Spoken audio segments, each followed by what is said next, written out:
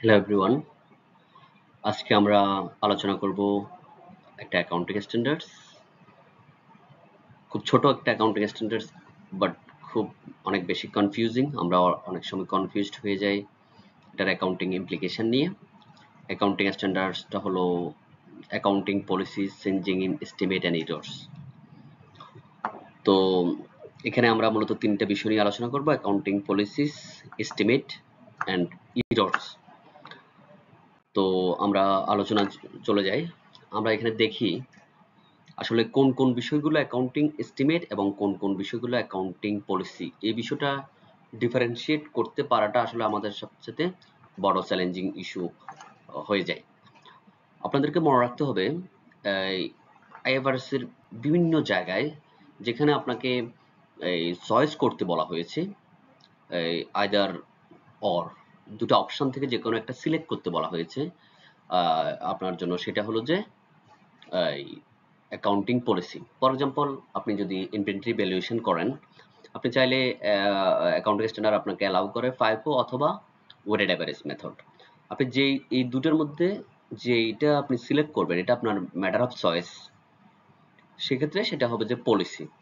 কিন্তু যদি আপনি সেম অ্যাকাউন্টিং স্ট্যান্ডার্ডসে যান, আপনি যদি অবসোলেট আপনি ওভারেজ স্টকের উপর অথবা আপনার স্পেয়ার পার্টসের উপর যদি আপনি একটা কি করেন, একটা প্রভিশন রাখেন বা ওভার দ্য পিরিয়ডে স্পেয়ার পার্টসগুলোকে আপনি যদি অ্যামোর্টাইজ করতে চান, এখানকার যেই পিরিয়ড ডিটারমিনেশন, এটার যেই অবসোলেন্স ইনভেন্টরির যেই ভ্যালুয়েশন, সেটা কিন্তু আপনার ম্যাটার অফ জাজমেন্টের বিষয় এখানে।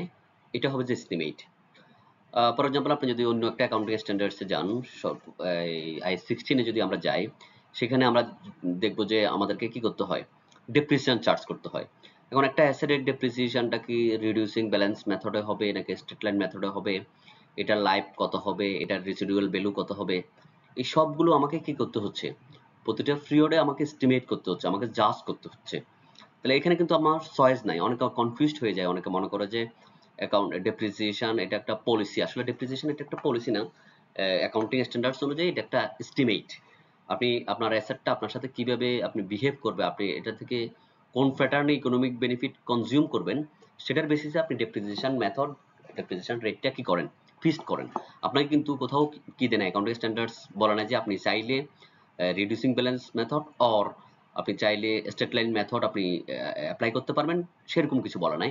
আপনার জন্য গাইডলাইন যেটা আছে সেটা হলো যে আপনার অ্যাসেটটা আপনার সাথে যেভাবে বিহেভ করবে, আপনি ওই অ্যাসেটটা থেকে যেভাবে ইকোনমিক বেনিফিট কনজিউম করবেন, আপনাকে ডেপ্রিসিয়েশনটা সে হারে করতে হবে। তাহলে এই ডেপ্রিসিয়েশনটা যেটা, সেটাও কি আপনার অ্যাকাউন্টিং এস্টিমেট।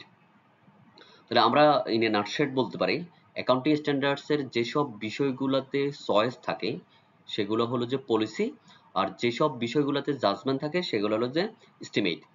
আমরা যদি এখানে এক্সাম্পল গুলো যদি দেখি, কোন কোন বিষয়গুলো অ্যাকাউন্টিং এস্টিমেট এবং কোন কোন বিষয়গুলো অ্যাকাউন্টিং পলিসি, আমরা যদি দেখি, আমরা একটু আগে আলোচনা করেছি absolute inventory as per IS2, সেটা হলো যে আমাদের এস্টিমেট।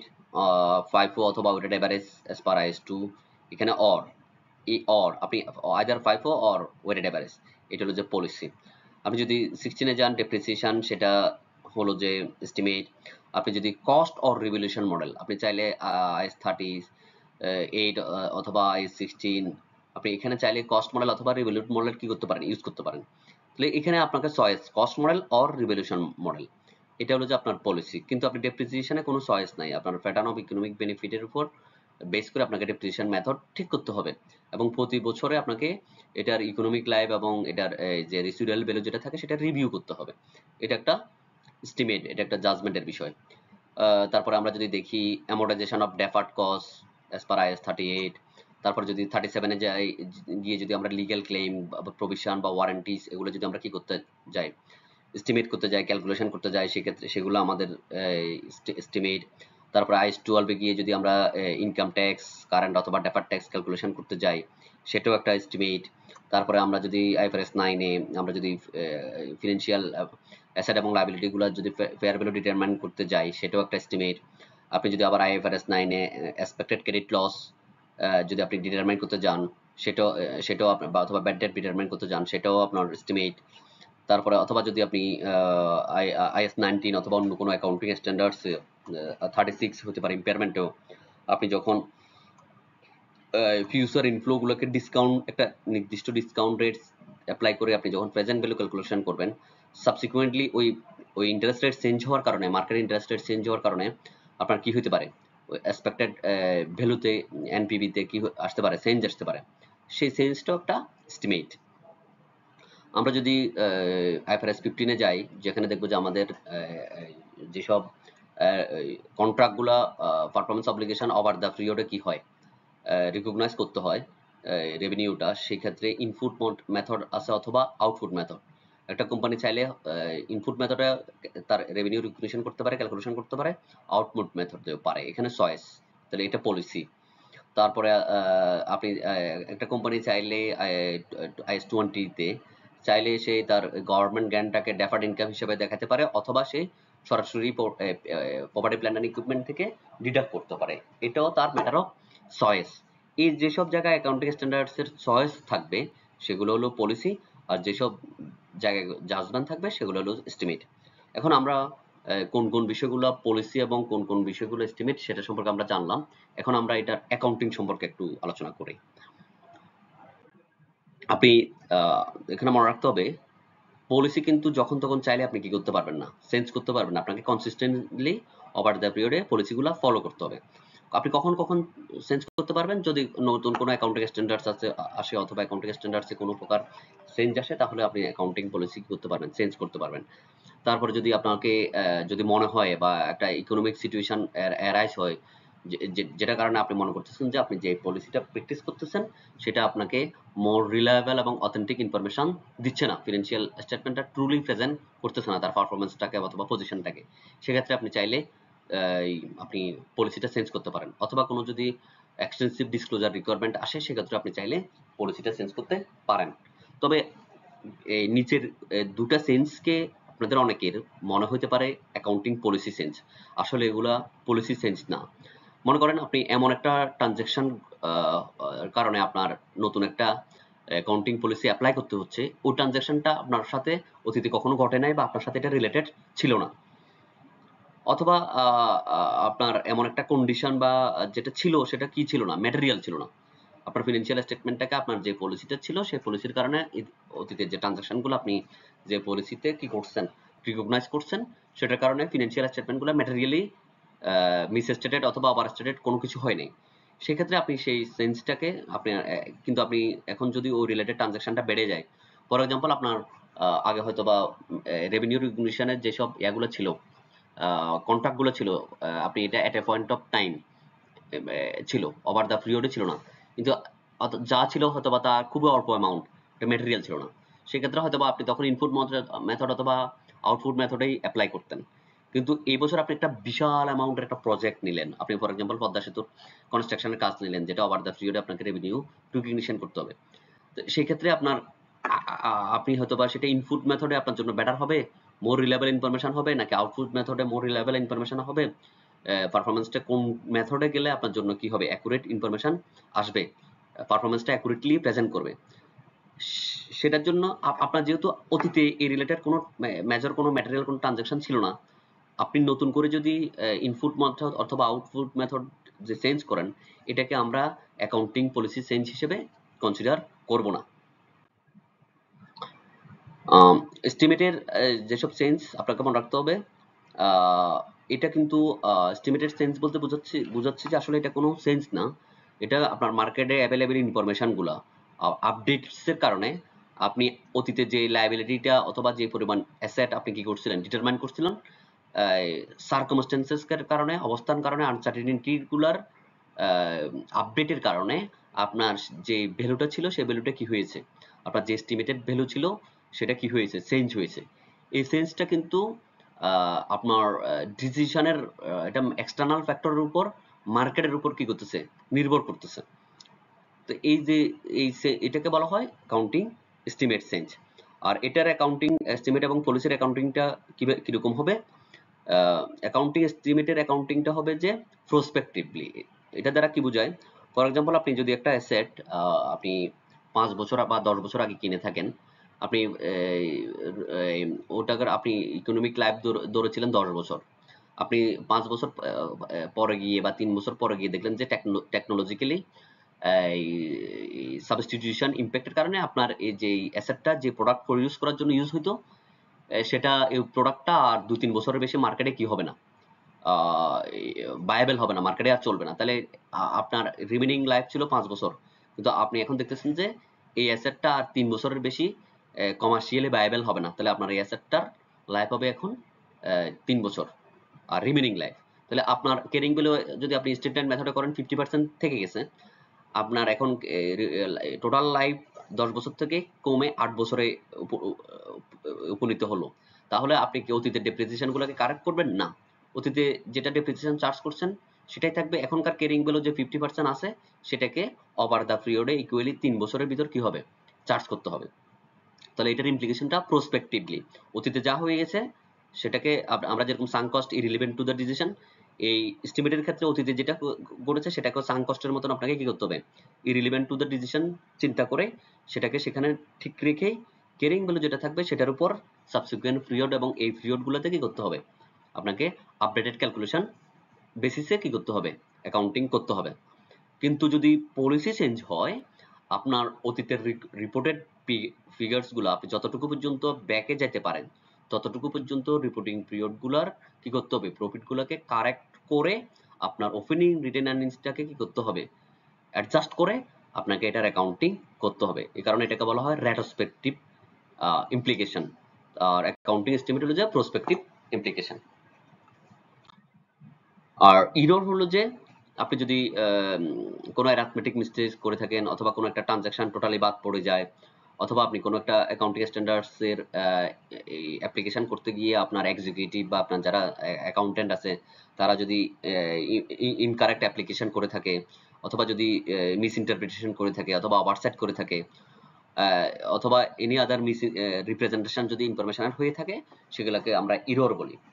তো ইররের ক্ষেত্রে আপনার যদি ইররটা ম্যাটেরিয়াল হয়, আপনি অতীতে ইরর করছেন, ফর এক্সাম্পল আজ থেকে 1 বছর আগে ইরর করছেন, সেটা এই বছর এসে ধরা পড়ছে, সেই ইররটা যদি ম্যাটেরিয়াল হয় তাহলে আপনাকে রেট্রোস্পেক্টিভ ইমপ্লিকেশন, আর সেই ইররটা যদি ম্যাটেরিয়াল না হয় তাহলে এটা প্রসপেক্টিভ ইমপ্লিকেশন।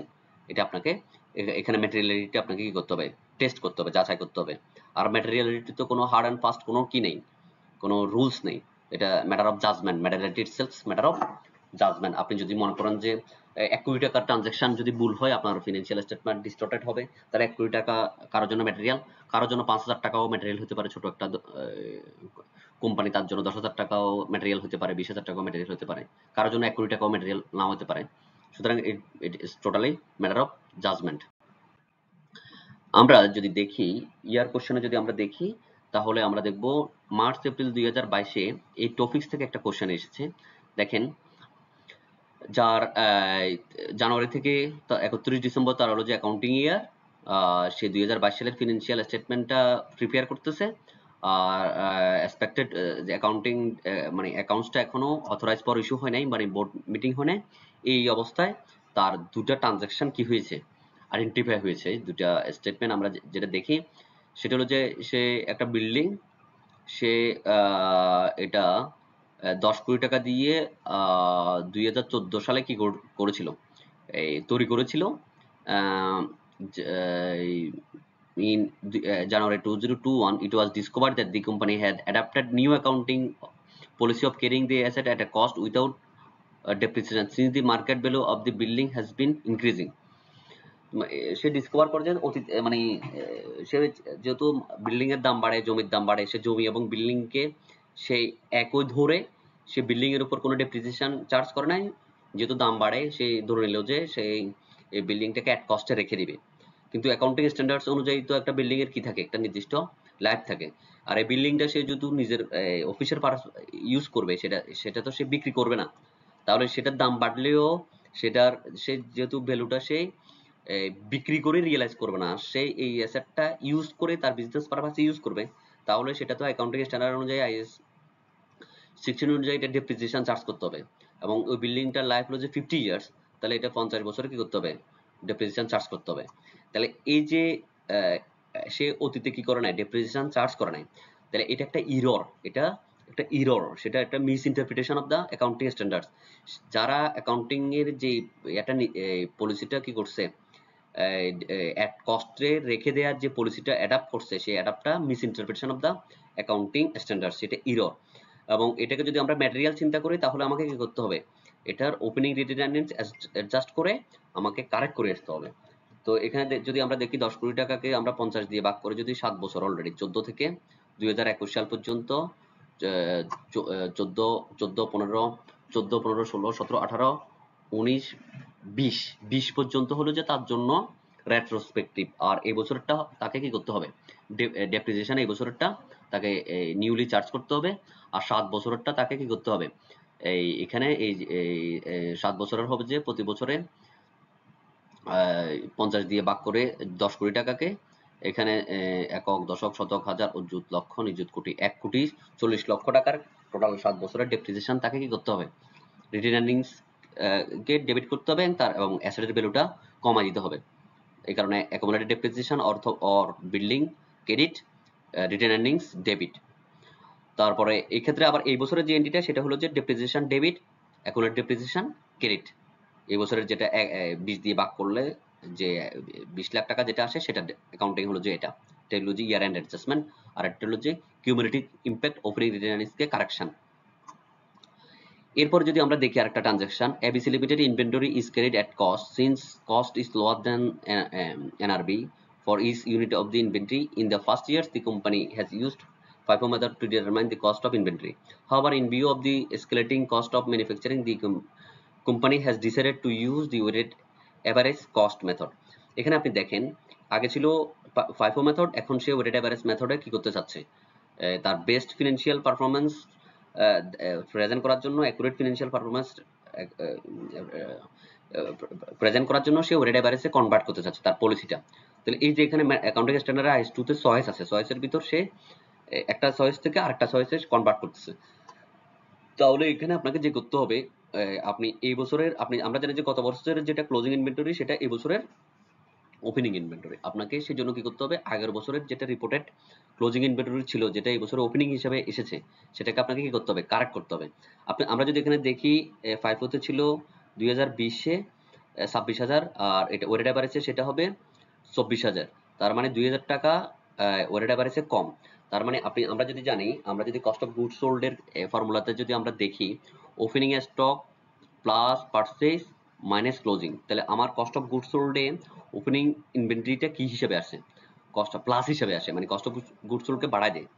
এখন আমি যদি এটার ভ্যালু যদি কমে যায় তাহলে আমার কস্ট অফ গুডস সোল্ড কমে যাবে ওপেনিং এর কারণে। এই বছরের কস্ট অফ গুডস সোল্ড কমে যাবে, যেটা রিটেন আর্নিংস কে কি করতে হবে, ইমপ্যাক্ট আসবে। তাহলে cost of goods sold credit, written earnings, opening written earnings debit.